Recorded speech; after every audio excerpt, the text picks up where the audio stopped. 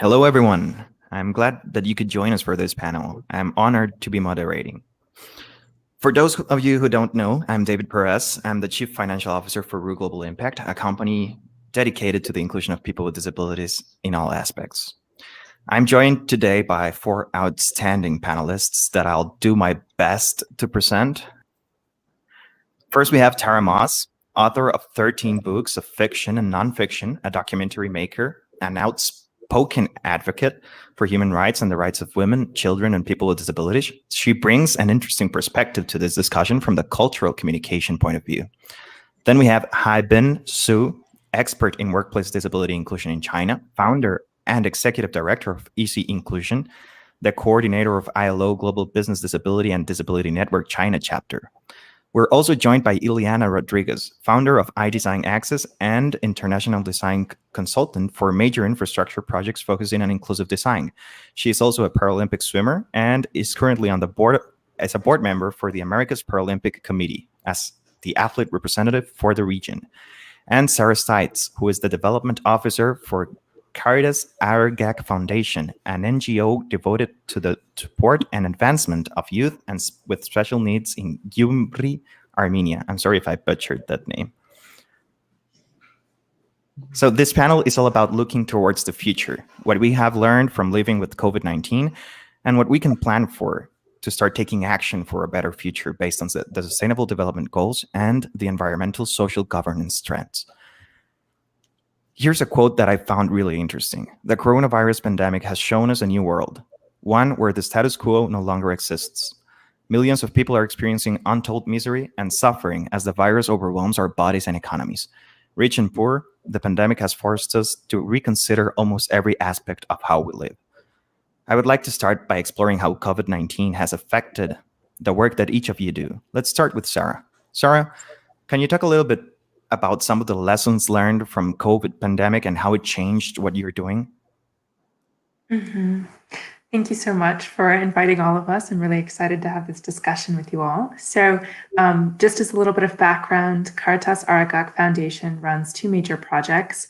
One of them is called Emily Agregak Center, and we are a therapy center for kids and youth with disabilities in Gyumri.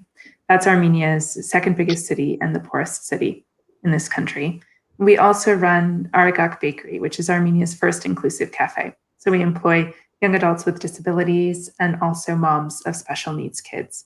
So of course, as we all know here, COVID-19 has just wreaked havoc across the world, but especially for communities affected by disability. And I think one of the biggest issues that we faced at our therapy center was trying to understand which was worse.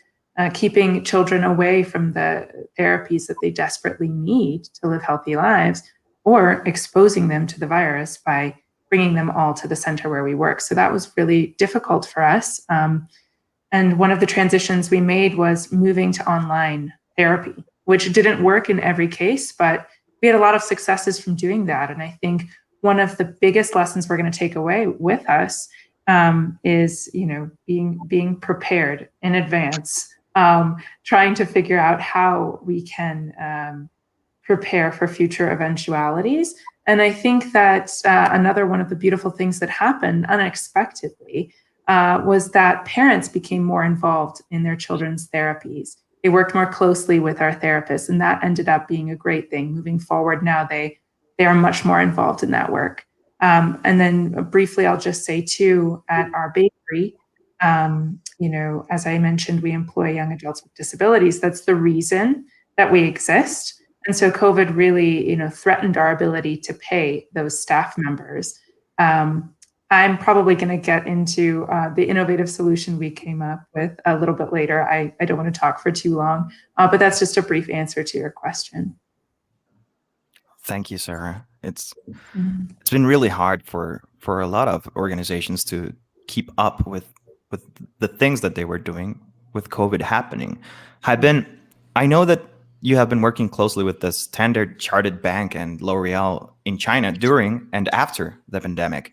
How can you explain a little bit more about how the pandemic impacted that work? Sure. A little bit background about Easy Inclusion. So we are providing consultancy to companies, include people with disability in workplaces. And from the starting of the pandemic, actually, a lot of our work is stopped with our customer, like business. But there is a new change and a request from the NGOs and the Association of People with Disability.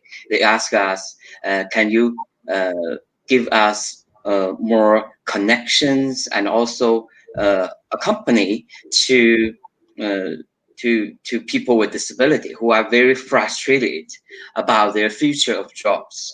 And can you provide a mentorship? Can you provide some best practice that after pandemic, or how we can find jobs and we can feel this kind of anxiety and also depression from the people with disability. This is a really big thing and a new thing to us. For us, before the pandemic, in the last 5 years, we are more focused on talking to business and how they can improve their inclusiveness, and we link them for NGOs. But during the pandemic, we are more kind of putting connections online with people with disability. And one thing you just mentioned, we work with Standard Charter, and is that we provide one-to-one job mentorings, that we connect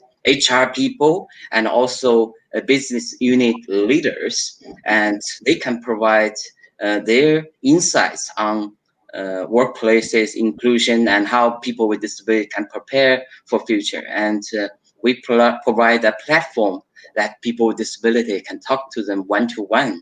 And those discussions lasted for 1 month. And every week, they will have a 2 or 3 hours discussion with their mentors.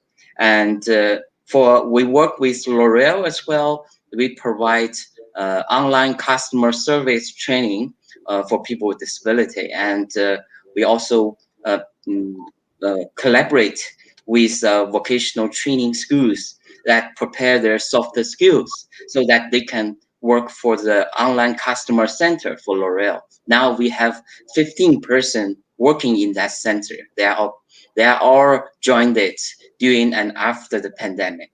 So this is a little update on what we have done on this, but I would like to share more and also hear practice from other panelists. Debbie. Thank you, Haibin. Tara, in terms of the work you do and getting the message out to the world, how did the pandemic impact what you were doing and, well, everything in your life? Thank you for the question, and thank you for including me on this panel. I guess I'm going to come at this question really from a personal perspective and a kind of cultural and media perspective. So as an author, my life has changed enormously through this pandemic because I was launching several books that it took years to write. And suddenly the publishing industry was thrown into upheaval. We were shifting to online book launches. I think there's been a lot that's positive about that, but some negatives as well. As a person with a disability who has a chronic pain condition called CRPS, I have some mobility issues and am impacted on a daily basis by pain, like many people with chronic illnesses and disabilities. So I can say that having online book launches actually has a lot of benefit for someone like me, because I can be in my wheelchair at home with the tools nearby to manage my condition. But I'm also losing out potentially on reaching new readers. I'm losing out on meeting people face to face, and on the perspective of my actual condition and treating it. I'm maybe not able to get some of the treatments that are physical that might help my condition. So, like I think for a lot of disabled people, we've got a kind of pros and cons relating to the lifestyle changes that have come out of COVID. I think the increase in accessibility, being able to have more online events and access to online courses, book launches, and interaction is a huge bonus for many of us. And I hope it remains in place. I hope we don't suddenly just switch back to everything needing to be physically in person, because that's going to cut off a lot of people who have difficulties getting around. But at the same time, we've got this kind of dark cloud of difficulty in needing to be particularly isolated as people at risk. So my life has changed a huge amount. My career has changed a huge amount. And there's certainly pros and cons to that. I don't know what it's like for the other panelists, but for me, I've been homeschooling for most of the last year just because of the risks of sending my child to school during a pandemic. And I'm having to juggle that with my medical condition and with a full-time career. And this is something that, I could not have imagined before COVID hit. So there's been a lot of wonderful things that have come out of that close-knit group, but it's isolating and it has brought extra challenges. Absolutely, yeah. It's a great way to explain how it all shifted for all of us, right? Because it was a very sudden but complete change for, I think, everyone in the world. Ileana, how did it affect your job? Because your job is with built environments, and that was one of the industries that was most affected by this. Well, thank you, Dave, for the question, and thank you for including me with this great group of people. For me, it's been quite interesting. Actually, COVID hit, and I was out of the United States, where I live, and I kind of had to run to the airport and try to find a flight that would get me to my hometown. And that itself was the first moment of like, oh my God, I have never experienced something like this before, right? So my work used to be very related to traveling for major events and being on site and really seeing what was being built and being able to comment on site and being able to oversee things quite closely. Now all of this has changed, of course, to the cyber world. Although, as it's been said before, it has its pros and cons. For me, it's very hard. Some things you cannot you need to rely and trust that it will be fine. But these are things that you need to see. And you can do so much from far, but I guess you adapt. And there is new technologies being developed very quickly, or not being developed. I think existing technology has been put to work to help in some conditions. And also, it's been interesting because that might be the side that is kind of negative, if you want to call it. I'm not sure it's completely negative, but I think it's been good for me to be on my hometown and connect more to what I have around me here. And that has definitely been a great benefit as well. Something that I kind of lost by traveling so much. And I have been enjoying that part of it and doing great things related to accessibility right in my backyard. So this is something that I have definitely enjoyed as well. And I see that some people that I even know with disabilities have benefited from this, from the fact that a lot of people with mobility impairments being able to work from home has definitely benefited them. So this has definitely helped as well. And of course, having the flexibility of exercising more, at least in my case. So I try to see the positive side of it. And of course, in the construction business, for some cities, it's been really bad. From some other, because nobody's in the street, it's easier to build. So some things are moving faster. So it depends how you look at things. Yeah, it really depends, because there have been some great things that happened with COVID-19, but there's also some things that have affected deeply and that are going to take a lot of time for people to recover from. Not only the medical part of COVID, but also the social and economic part of COVID that impacted a lot of people. And on that note, I find it fascinating, all that you guys do, because each one of you is in some way changing the world by working on what we can call social enterprises, trying to do good, but also in a in a way that's also financially sustainable. And the vision for your organizations is specifically that, trying to move the world forward, but also do it in a sustainable way, because there's no way that we're going to achieve actual real change with the SDGs or anything else if we don't make it sustainable. So I really wanted to explore that part of the equation, the social enterprise part of the equation. And I'm going to go ahead and start again with Sarah. Sarah, what does the term social enterprise mean to you? So as I mentioned a bit earlier, in addition to the therapy center that our foundation runs, we also run Agregak Bakery, which is Armenia's first inclusive cafe. So we proudly call ourselves a social enterprise. And understanding this term for me has been an interesting journey. I came to Armenia right when the foundation was creating this bakery, so we grew together. And the way I would define a social enterprise is a business that believes strongly and pursues strongly strong business principles without losing sight of its social mission. So basically, a business that does not focus so much on its social mission that it loses sight of strong business practices. So it's kind of a difficult balance to achieve, but I think it's very important. So I'll just go into a little bit more detail and say, from the beginning, when we were thinking about our bakery, we decided that we had to make sure that our unique selling proposition was a strong one. There were lots of other bakeries in the city of Gyumri where we are located, but there was no bakery that was producing very high quality artisan bread and European pastries. And so that's what we decided to pursue. We knew that we really had to stand apart from the competition. At the same time, we didn't want people to be coming to our bakery only because of our mission, because that is not sustainable.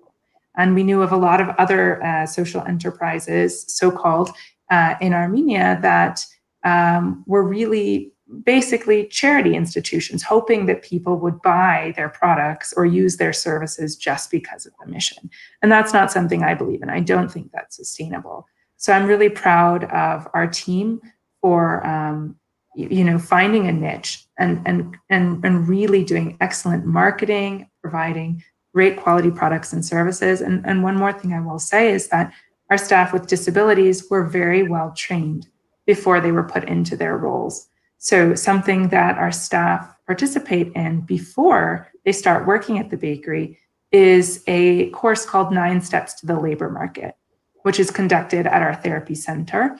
And this course trains young adults with special needs in soft skills and professional skills, so that when they enter the labor market, they actually know what to expect and they're prepared. We're not just throwing them in and then saying, look, we employ people with special needs. No, we're training them to really be superior in their field. That's awesome. Really, I don't think that there's a better way to describe it than awesome. What you guys are doing is really fantastic, and it also showcases what a social enterprise should be, because it's based on exactly that, social movement, but it's also based on sustainability, making it sustainable. So it's really fantastic. Ileana, your work at iDesign Access, being with built environments and it becoming a key part of inclusion, it's bringing something to an industry that doesn't always think about inclusion, but it's making them think about inclusion in a different way. Can you talk a little bit more about that? Yes, Dave. For me, it's been interesting because one of the main reasons why I went into architecture school is precisely because I wanted to have a different perspective on this topic. I'm a wheelchair user, and I definitely, if I invite anybody to explore the world at different heights, and you will have a whole different view of what you have around you. And I think that's the main reason why I went into architecture school, because I wanted to make a difference and I wanted to bring a new perspective. And since I started working with iDesign Access, which has been a few years now, it was kind of an adventure for me because I took on into this role and I decided to go on my own after working for a big company for quite a while. And I think it's been a great experience because I have learned that, well, first of all, in the design industry, I think that we're so responsible for the experience of anybody. You come out your door, you are inside your house, and there was a designer that made decisions for you. So how come inclusion is not part of this industry? To me, is something that needs to change. And I love that now slowly the conversation is been coming up more and more. And I'm really hoping that at least here in many countries, what happens is that we stayed at the level of a regulation, at a level of a law, but we don't believe in good business behind it. And this is something that I design definitely is looking for. Like, we really want to have good business behind it and make the client understand the importance of having not just an accessible space and you check a box in a regulation or a code, but actually that your business can be better if you do it right and if you're inclusive. So this is where I'm really pushing my design ideas and what I really want. And I also want, I have some clients that is very interesting who are have very high disabilities, and how they can, by just improving their environment, how much their life can improve is quite amazing. So I think this is something that I strongly believe on, and I don't want just an ugly grab bar for no reason. I want a grab bar that is designed, a bathroom that is designed, an entrance that is designed for anybody to use. And I think this is the heart of what we do. And I don't think that we should be a charity. We're not doing a favor to anybody. We're really improving the life of anyone. So I think that that's how any business should be treated. And that's how we should be respected.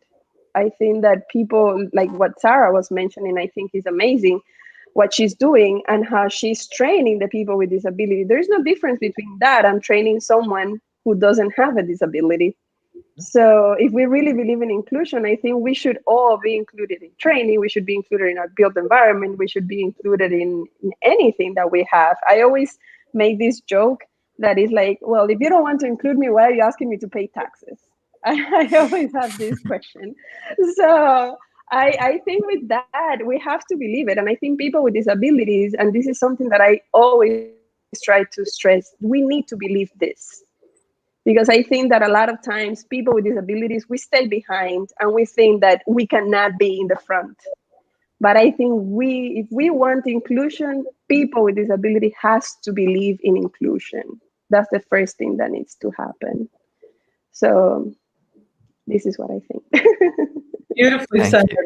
Beautifully said. I'm so moved by that, Ileana, because I'm a wheelchair user as well, and that's a fairly new part of my life, and it has opened my eyes to how little access and accessibility is made available for people who have different mobility needs. I've found it quite staggering how inaccessible cities are, and it changes what you can do and how you live your life and how much you can be involved. Yeah, no, it's amazing. Thank you, Ileana. Haibin, you have built Easy Inclusion in China as a social enterprise. How was your experience building this organization? Can you talk a little bit about that? Sure. Yeah, our organization was established in 2016. We are formed by extra UN staff and also some people from business side. And what we see is that at that time, we find that employment for people with disability is very challenging in China, although there is a quota system, and most companies need to employ 1.5% of their staff should be people with disability, but not many people with disability are seen in the mainstream workplaces. That's how our 6 people start this enterprise. We want the business can see the talent pool of people with disability, how they can contribute to the success of their business.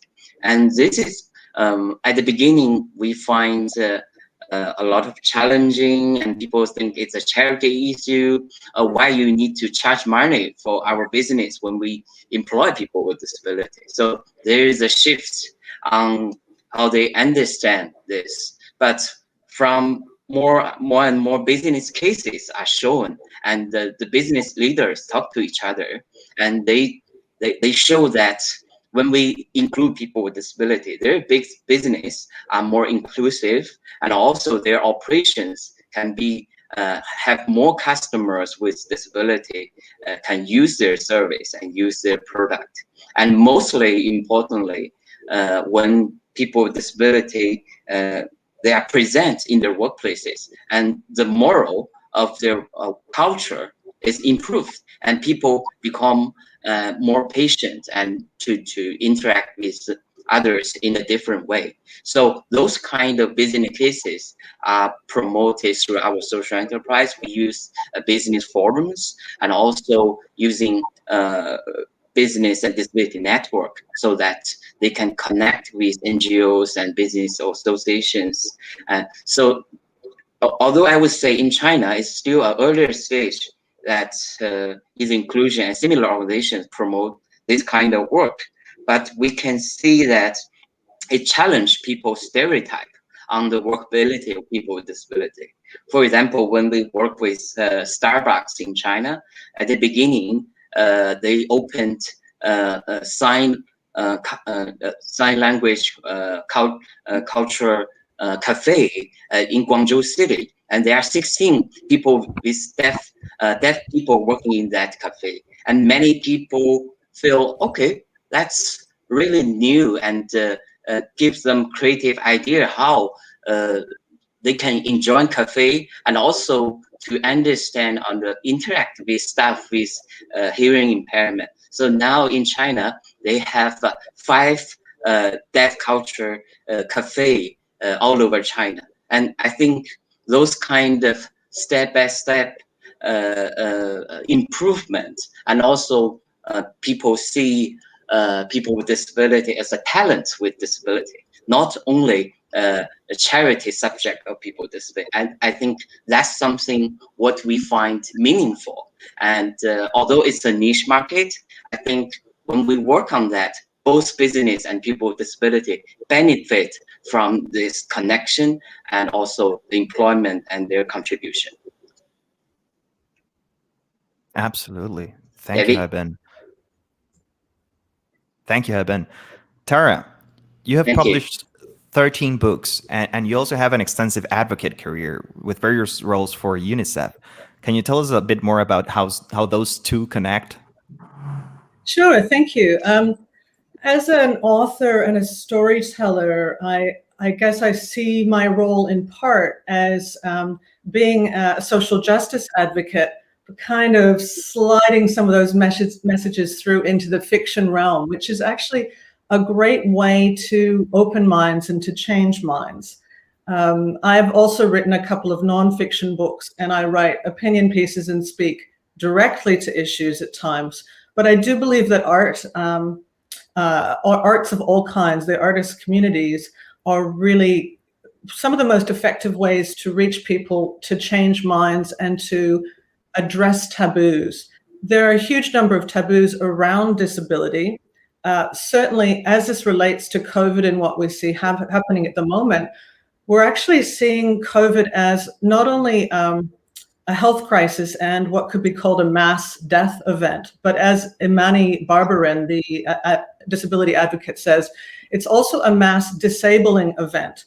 But we're not really talking about it in that way. We're talking about people with long COVID. We're talking about people having health conditions that are complicated. But actually, many of these people now fall into the bracket of people who have disability and chronic illness. So it is absolutely vital, perhaps more than ever before, for us to include and to recognize people with chronic illness and disability in our communities. We're here, we're not going away. In fact, our numbers are growing. We need to be fully integrated into the communities. As we've heard before, that mobility access is incredibly important for those of us with mobility issues, but access of all kinds, whether it's digital, whether it's flexibility in the workplace or education environments. We have to really rethink what we consider to be the standard way to operate in business and in institutions. This is long overdue, but COVID, if anything, if we can take something positive from this very difficult time, it should be that we need to learn and see what is possible in terms of accessibility that we haven't previously integrated into systems before. So as an author, I try to write characters who are, representative of the communities that we live in, because disabled people exist. We have interesting lives. We're varied. It needs to be part of our storytelling. And I think it's enormously important that it's just normalized as the part of life that it naturally is, rather than being othered. And I suppose as an advocate and storyteller, I think that's important. And I think now more than ever with COVID, it's really important to include these voices and to just normalize the fact that we exist, we're here, we have ideas and talents and things to bring to the table, and we're willing and able and ready. Yeah, absolutely. It's fascinating how the world has decided for so long that people with disabilities should be hidden, and has decided also to underserve them as much as possible so that we don't notice them.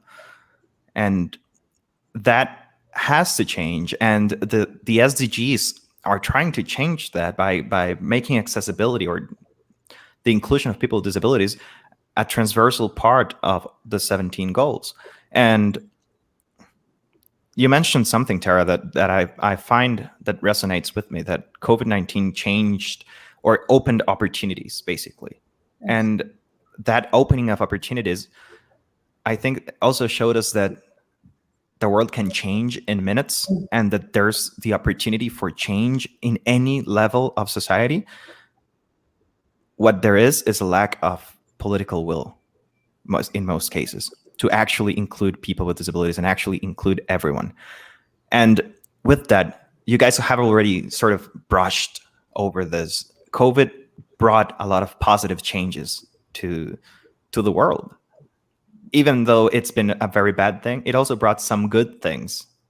And I wanted to give you guys an opportunity to talk about the things that you found that were positive, that you wish would stay moving forward, that changed in a positive way. So, Ileana, do you want to start? Sure.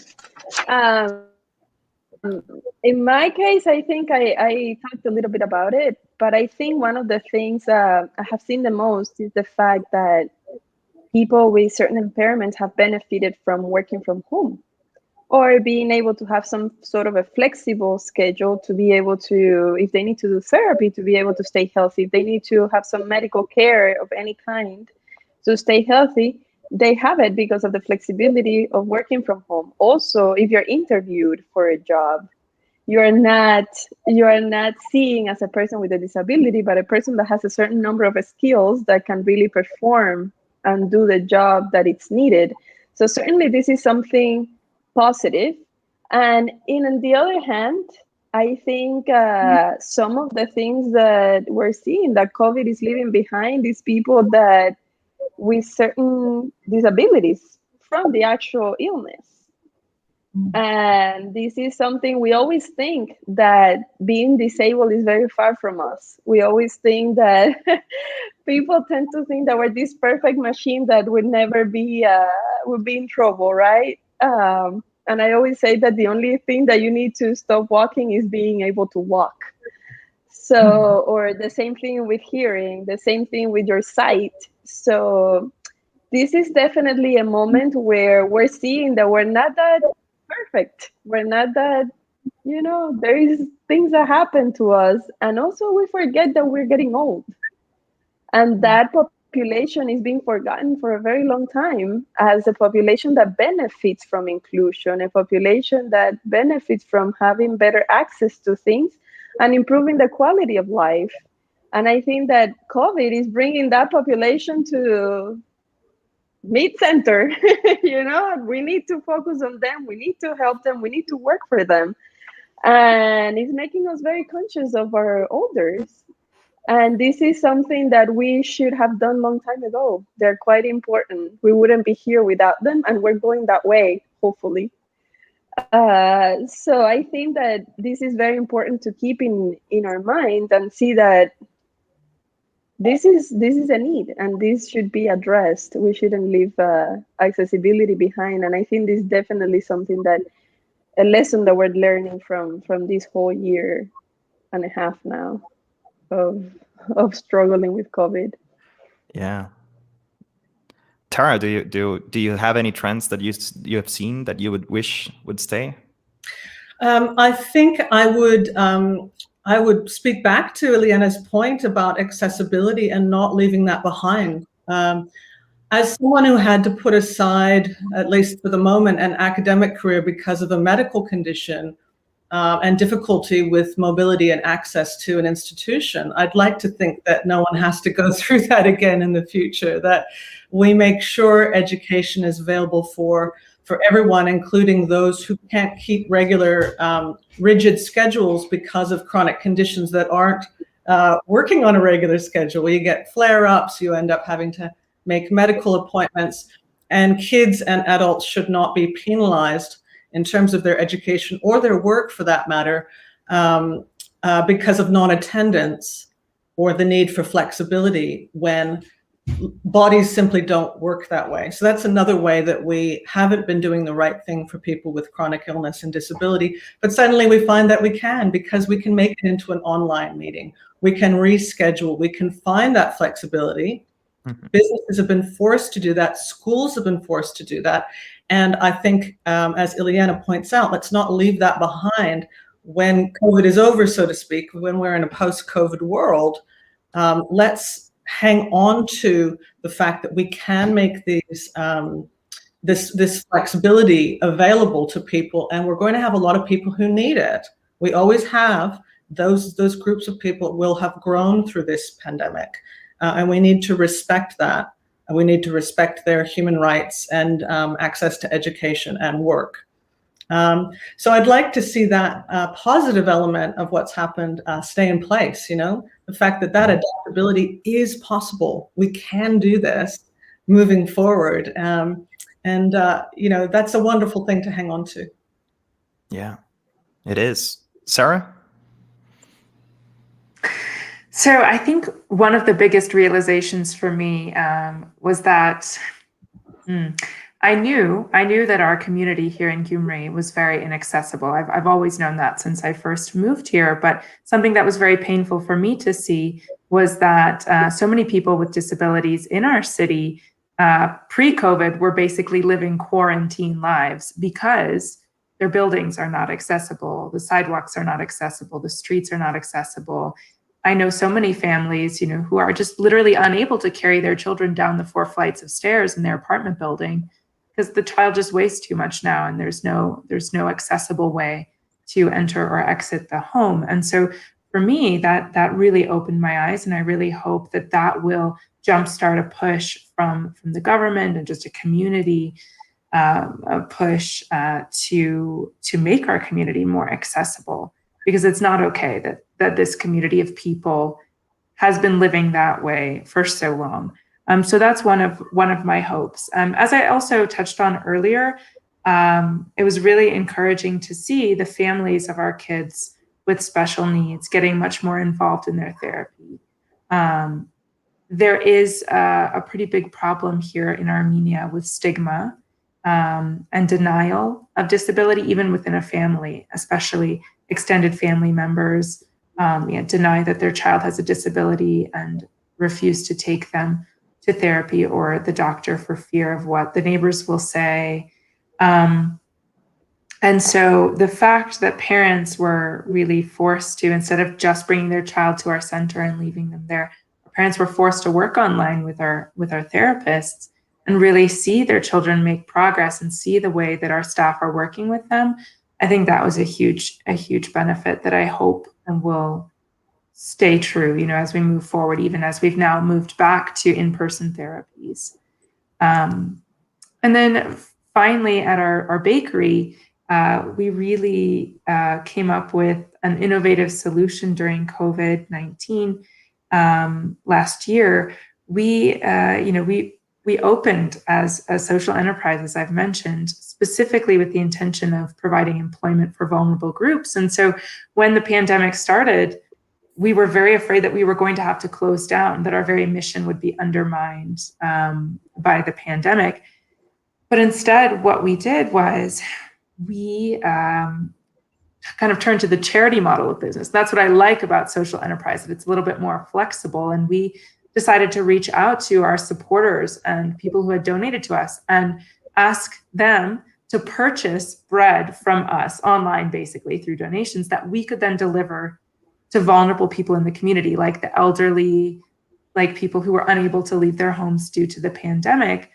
So basically, our staff were remaining employed, and we're also helping vulnerable people in the community. That was the solution we came up with. And we were able to deliver almost 40,000 loaves of bread and stay in business. And so I hope that that creative approach will also remain with us, that we will always be thinking one step ahead about how we can weather different problems, because of course we're going to face problems again down the road, hopefully not global scale, but definitely things that we'll need to solve.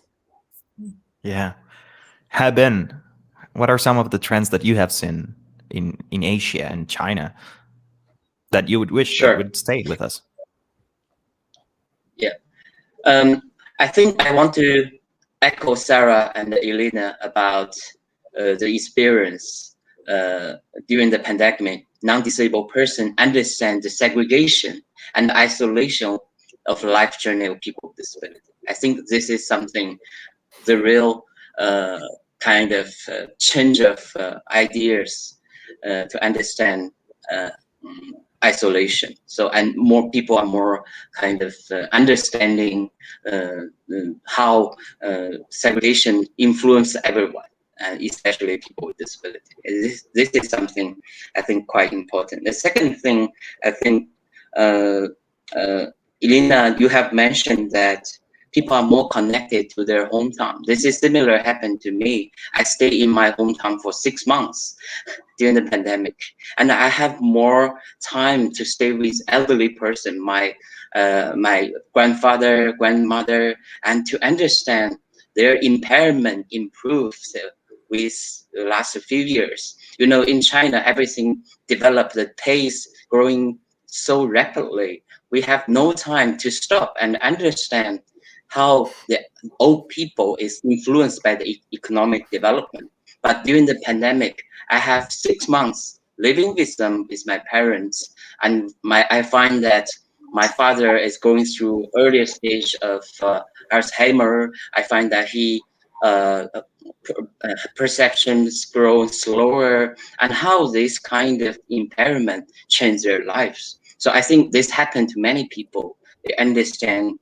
I think disability happened to everyone, and those kind of change, I find it quite fascinating. People rethinking about their life and work, and how they can include people with disability, including elderly persons, in their normal life, everyday life.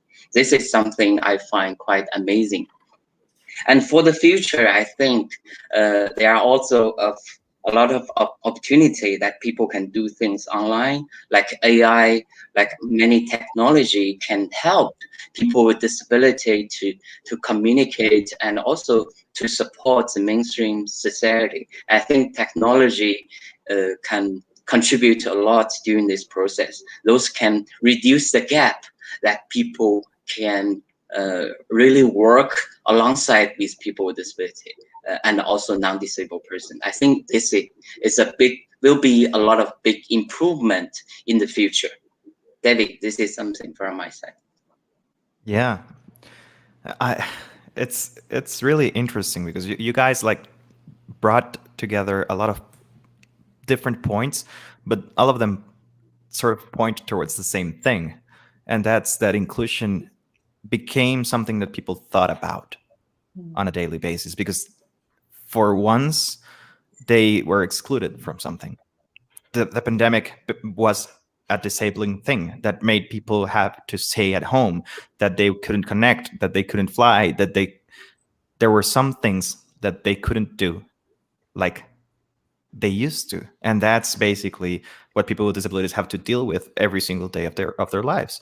So we now have a great opportunity for change, for actual change, because now that people understand what it means to be disabled, what it really means from the social perspective of society not including you, then there's a lot of opportunity for actual change and actual progress towards actually including everyone, and for inclusion to become a given. And that's really interesting. Of course, the inclusion of the elderly population and all of us connecting more with the people that we have around us was also great, because it also humanized us in a way, because we were losing that. We were going too fast and going everywhere at the same time, and we didn't realize that we had people right outside our doors that needed help. And that's also very beautiful from the things that we got from COVID.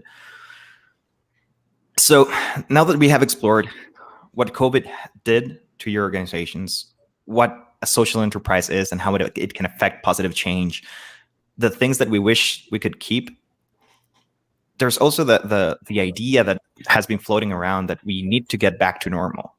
But we know that that's not feasible, and that's not even a good idea, because normal is what brought us here. Normal is what made all of this broken things happen. So moving forward, actually building a better world needs to be different, needs to be something completely different. And I wish that the plan that we put together for that was based on the SDGs and the CEGs. And on that note, I really want to ask you guys, all four of you, what you think we can start doing now from wherever we are, from whoever we are around the world, to actually start impacting that change and actually start trying to build a better world based on the 2030 agenda. Who wants to start? Tara? Well, my first thought is that this has been a huge learning experience. We have to take on board these lessons and recognize that as a society globally, as societies around the world, we are only as strong as our most vulnerable links. So if we have homelessness, we have huge inequality, this is something that means we're all going to be affected by mass health events like this. It shouldn't need to be selfish to want to address those issues, but COVID has been that lesson. Guess what? It doesn't matter how much money you have, you're going to be impacted when there's something like a global pandemic or other mass event like this. Inequality kills people every day, and we are not protected from that no matter who we are. Some people are more vulnerable than others. So I would say, as a lesson, let's really think about lessening the inequalities out there. Of course, the SDGs are focused on that. But if you're looking at inequality, we absolutely must address disability justice. Before I speak more about what hopes I have and how I'd like things to be better, I want to recognize that right now we're living in a world where there are do not resuscitate orders being given without consent to people with disabilities. This is happening in Canada and the US, and I believe other countries as well. And we've got a huge issue with police violence being aimed at people of color with disabilities as well. So we have real challenges. We need to acknowledge these things are happening, that people with disabilities are having their human rights ripped away from them during this very difficult time. And we need to band together, recognize we're all part of one big community, and what affects one of us actually affects all of us. Going forward, let's listen to each other. Let's listen to people with disabilities and chronic illness, learn from them, learn from all of our different communities, and I guess break down that segregation, which has been part of the normal that we can't return to. We can't afford to return to. Thank you, David.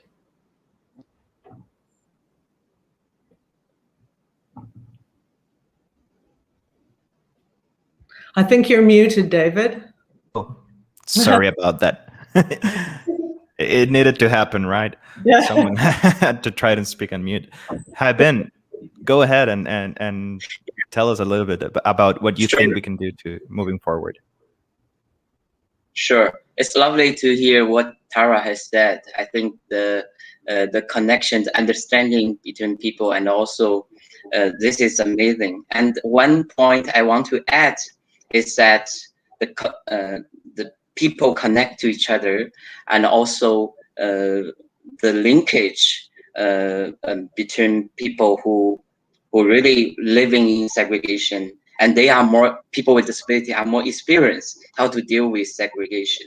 And also we done a project that to support blind masseurs to have more skills to be included in the workplaces, and they can find other professions. And this work, we find that there are so many non-disabled persons to provide some ideas, and they connect to blind masseurs who only work in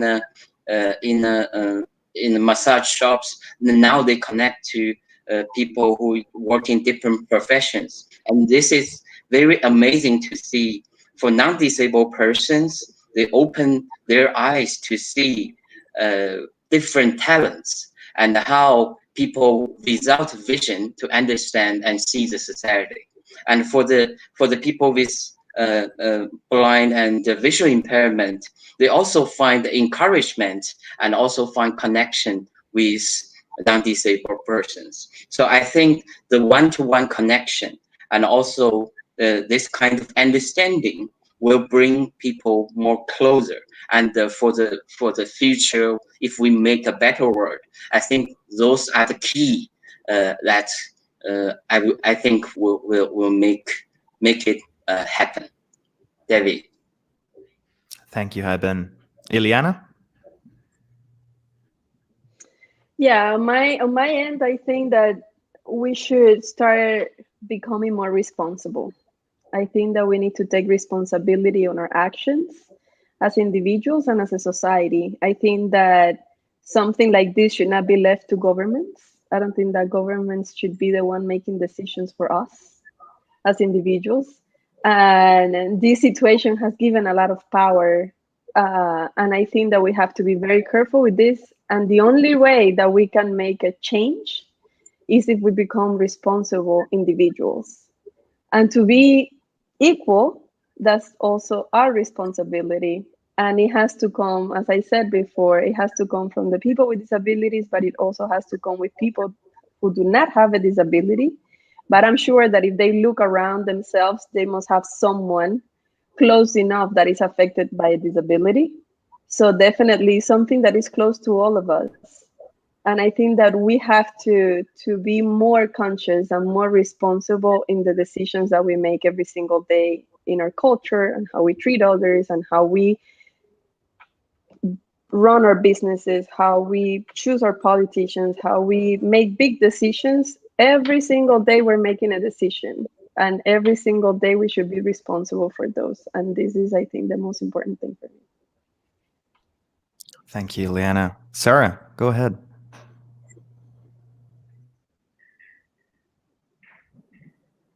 Sarah, you're on mute.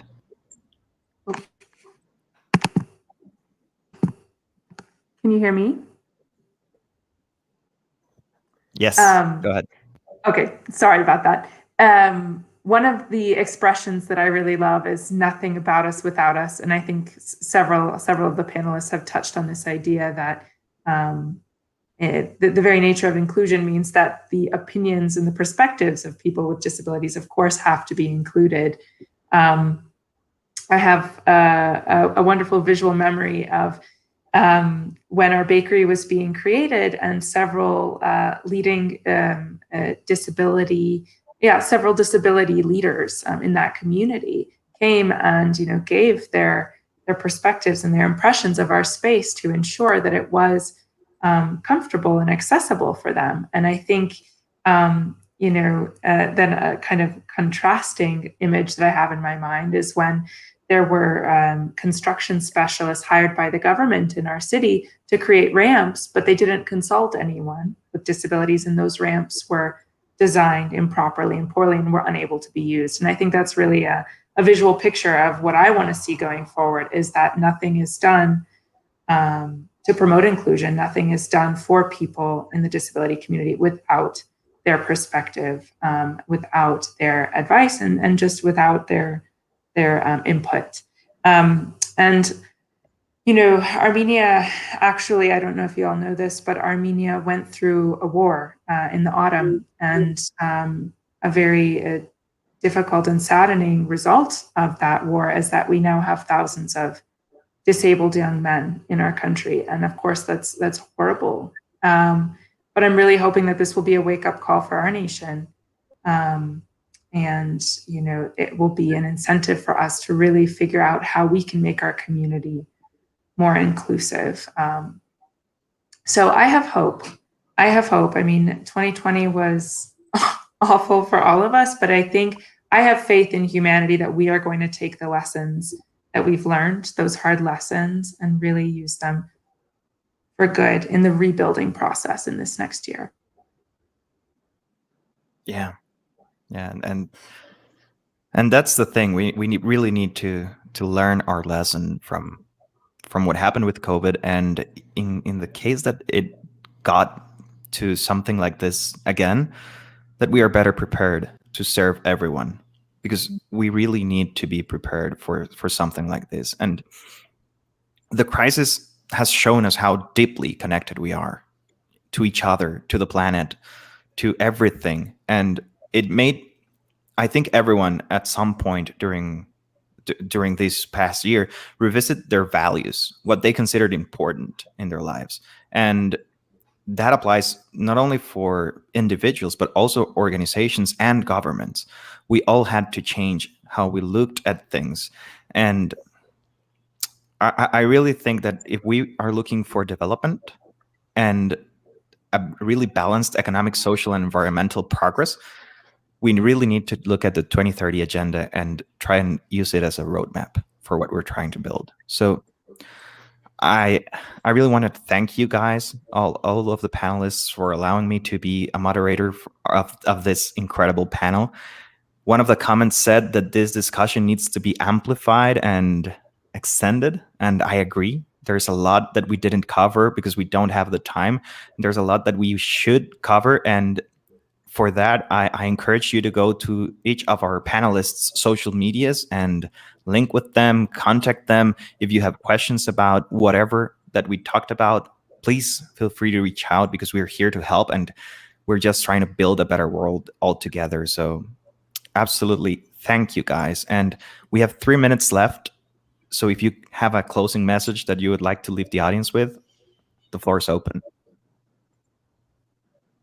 On a hopeful note, I just wanted to mention how heartened I've been over the last year, spending more time online, yes, at home, but online, and seeing how many powerful disability and chronic illness advocates are out there doing incredible work, whether it's on Instagram.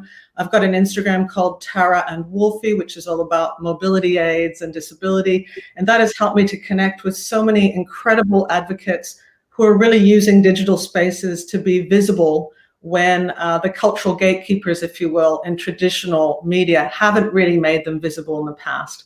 So I've been just so heartened, and I would encourage everyone who's listening or watching this to follow on social media disability advocates, buy their books, buy their art, and listen to them. They have incredible things to offer and contribute. And I've just found that to be a wonderful element of spending more time in the digital world during this period.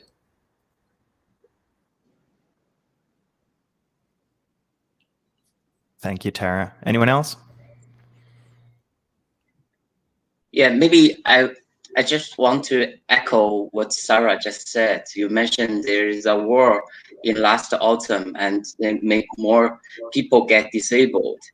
I think this is quite a challenging situation for you. And also in Armenia, I think there will be more obstacles for people with disability now living normal life. So I think those something that we just mentioned, we want to amplify these voices. And also, I think the key is that how to understand each other. And I think the challenge is also opportunity for us to rethinking our life and how we can be positive every day. I think we in China, a similar situation. There are a lot of obstacles, and people think people with disability, they should not go outside, they should stay at home. We face so many challenges every day, but we need to be positive, because this is the opportunity that we can make society more open, more inclusive, and people have different perspective. This is something I want to share. Absolutely, Haibin. Thank you. There's no crisis that isn't a big opportunity for change. Thank you, guys. Thank you, Haibin. Thank you, Ileana. Thank you, Sarah. Thank you, Tara. And thank you to everyone who listened to this panel.